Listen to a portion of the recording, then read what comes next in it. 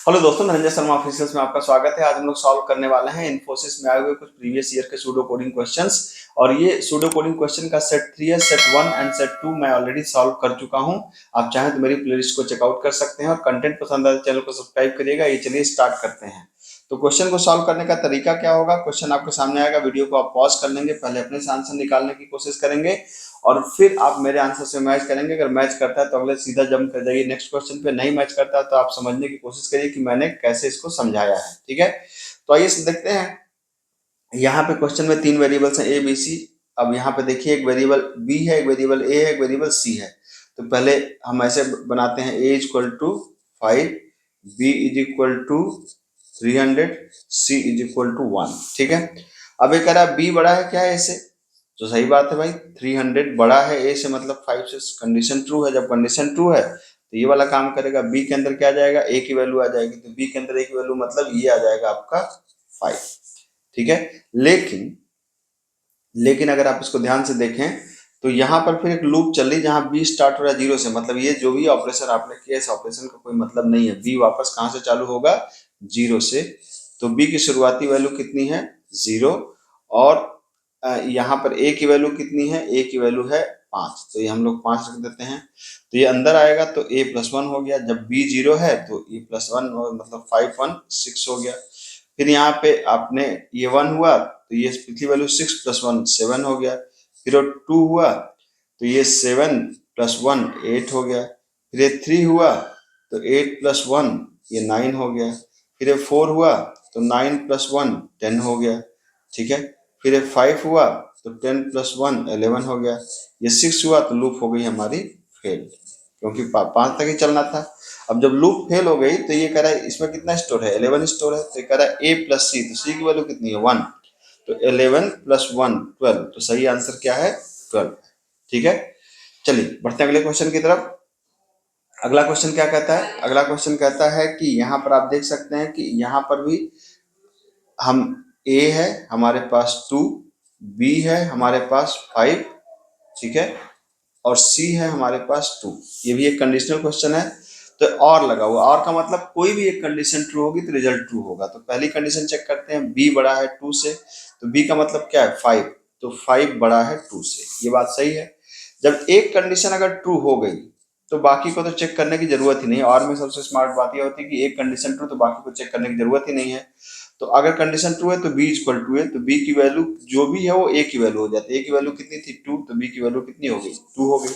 ठीक, अब एक कह रहा है ए प्लस बी प्लस सी, तो ए कितना है, ए है, आप यहाँ पे देखिए बी की वैल्यू कितनी हो चुकी है 2, तो ए कितना है 2, बी कितना है 2, सी कितना है 2, तो 2 प्लस 2 प्लस 2 मतलब 6 is the answer, 6 is the answer.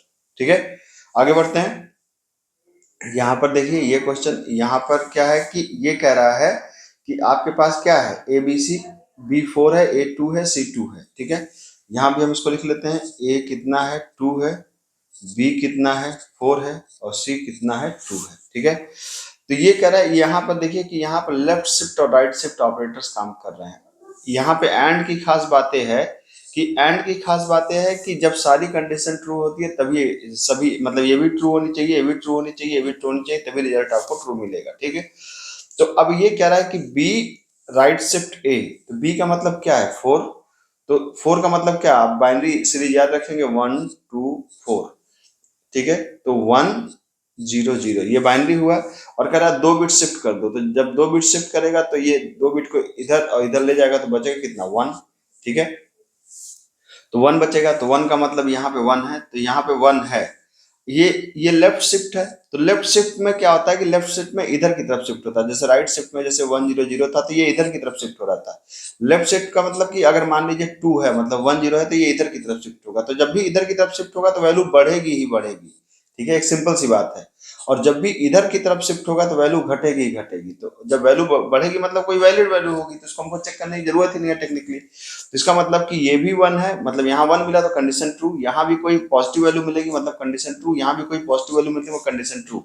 जब कंडीशन ट्रू है तो कौन सा काम करेगा, ये वाला काम करेगा। तो बी इक्वल टू क्या कर दिया ए, तो बी के अंदर क्या आ गया 2 आ गया आपका। अब ये क्या हुआ, बी के अंदर क्या आ गया आपको ए, ए मतलब 2 आ गया, तो ए प्लस बी प्लस सी, तो ए प्लस बी प्लस सी क्या हो गया यहाँ पे आप देख सकते हैं 2 2 2 मतलब 6, यहाँ पे आंसर आ गया। ठीक है, तो यहाँ पर भी आंसर आपका 6 है। ठीक, चलिए आगे बढ़ते हैं। यहाँ पे क्या कहता है कि यहाँ पर आप देख सकते हैं कि ये आपका, यहाँ पर देखिए कि ए कितना है 2 है, बी कितना है 4 है, और सी कितना है 2 है। अब यहाँ पर भी वही चीज है आपका, यहाँ पर देखिए पिछले क्वेश्चन और इस क्वेश्चन में थोड़ा सा फर्क है, वहां पे डबल एंड लगा हुआ था। ठीक है, तो वहां पे डबल एंड लगा हुआ था मतलब लॉजिकल आर, यहाँ पे क्या लगा हुआ, सिंगल एंड लगा हुआ। सिंगल एंड का मतलब बिट वाइज एंड। ठीक है, bit wise and, bit wise and क्या होता है मैं आपको समझाता हूँ अभी थोड़ी देर में। देखिए पहले इसको चेक कर लेते हैं। बी यहाँ पे क्या है कि राइट शिफ्ट 2, तो बी की वैल्यू कितनी है 4, तो 4 का मतलब क्या 1 2 4, तो 1 0 0। राइट शिफ्ट 2 का मतलब मैंने बताया था कि ये हट जाएगा, बचेगा कितना 1, तो यहाँ पे कितना आया 1 आया। ठीक है, और ए लेफ्ट शिफ्ट 2, तो ए का मतलब कितना है 1 0। जब लेफ्ट शिफ्ट 2 करेंगे तो कितना आ जाएगा, लेफ्ट शिफ्ट का मतलब कितना आ जाएगा, यहाँ पर अगर आप इसको देखें तो लेफ्ट शिफ्ट का मतलब ये 2 0 बढ़ जाएगा इधर की तरफ जब शिफ्ट होगा तो, है ना। ये ऐसे टेक्निकली क्या होता है ऐसे समझिए, 1 2 4 8, 1 0 है, आप करें 2 बिट शिफ्ट करो तो एक बार इधर शिफ्ट करेगा और फिर एक बार इधर शिफ्ट करेगा, तो ये क्या हो जाएगा 1 0 0 0। ठीक है, तो अब इसका मतलब ये, अब ये आ गया यहाँ पर 1 0 0 0। अब ये कह रहा है सी को भी वही, तो भाई ए भी 2 था, सी भी 2 था, तो इसका मतलब ये भी हो जाएगा 1 0 0 0। तो अब ये कह रहा है कि इन दोनों में एंडिंग करिए, तो एंडिंग का क्या मतलब है, एंडिंग का मतलब है कि जैसे 1 है तो ये वाली वैल्यू कितनी है 1 0 0 0, ये वाली वैल्यू कितनी है 1 है, तो ये हो जाएगा 1। तो टेक्निकली ये क्या हो जाएगा 1 0 0, और ये तो जीरो है ही है सब में, तो ये सब जीरो हो जाएगा। तो इसका मतलब कि इन दोनों का रिजल्टेंट क्या आया 0, तो जीरो को जब जीरो से आप एंडिंग करेंगे तो वापस जीरो आ जाएगा, तो इसका मतलब कंडीशन, यहाँ पर कंडीशन क्या हो गई, ये कंडीशन हो गई फॉल्स। ठीक है, जब कंडीशन हो गई फॉल्स तो कौन सा काम करेगा, ये वाला काम करेगा, तो ए इक्वल टू बी। ठीक है, तो ए के अंदर क्या चलाया, ए के अंदर चलाया बी की वैल्यू, बी की वैल्यू कितनी थी 4, बी की वैल्यू थी 4, तो यहाँ पे कितना हो गया 4। ठीक है, तो अब इसको अगर रन कराएंगे तो हम लोग आंसर क्या मिलेगा 4 4 8 और 2 10, तो इसका आंसर होना चाहिए 10। ठीक है, तो बढ़ते हैं अगले क्वेश्चन की तरफ। ये क्वेश्चन क्या कहता है, ये क्वेश्चन कहता है कि अगर यहाँ पे एक चीज मिस हो गया, यहाँ पे बी की वैल्यू अगर 18 हो, अगर b की वैल्यू 18 हो, मतलब आर्गुमेंट अगर 18 हो, तो इसका आंसर क्या आएगा। ठीक है, तो ये देख सकते हैं यहाँ कैलकुलेट है, और कैलकुलेट के अंदर कैलकुलेट को कॉल किया जा रहा है, तो इसका मतलब ये रिकर्जन का केस है। ठीक है, तो इसको किस तरीके से आप अप्रोच करेंगे, इसको अप्रोच करने के लिए आपने यहाँ पे मान लीजिए कैलकुलेट का नाम मैं कैल रख दे रहा हूँ, तो कैल के अंदर आपने पास किया कितना 18, क्या 18 इक्वल टू 1 है, नहीं है, नीचे आया ये कह रहा है 5 प्लस कैलकुलेट 18 डिवाइड बाई 2, मतलब 18 डिवाइड बाई 2 मतलब 9 आ जाएगा। फिर फंक्शन कॉल हुआ, क्या 9 1 है, नो, तो 5 plus calculation of 9 divide by 2 मतलब 4 आ जाएगा। फिर क्या हुआ 4 1 है, नो, तो 5 plus calculate of 4 divide by 2 मतलब 2 आ जाएगा। ठीक है, फिर क्या हुआ, फिर यहाँ पे आ जाएगा 5 प्लस कैल 2 डिवाइड बाई 2 मतलब 1 आ जाएगा। क्या b इक्वल 1 है, हाँ इस बार b इक्वल 1 है तो रिटर्न 0, तो यहाँ पे रिटर्न 0 हो जाएगा। अब क्या होगा कि ये दोनों 5 प्लस 0 ऐड होके 5 यहाँ पे रिटर्न होगा, 5 प्लस 5 यहाँ पे 10 रिटर्न होगा, 10 प्लस 5 15 यहाँ पे रिटर्न होगा, और 15 प्लस 5 20 यहाँ पे रिटर्न होगा, तो ये आंसर आने वाला है इसका 20।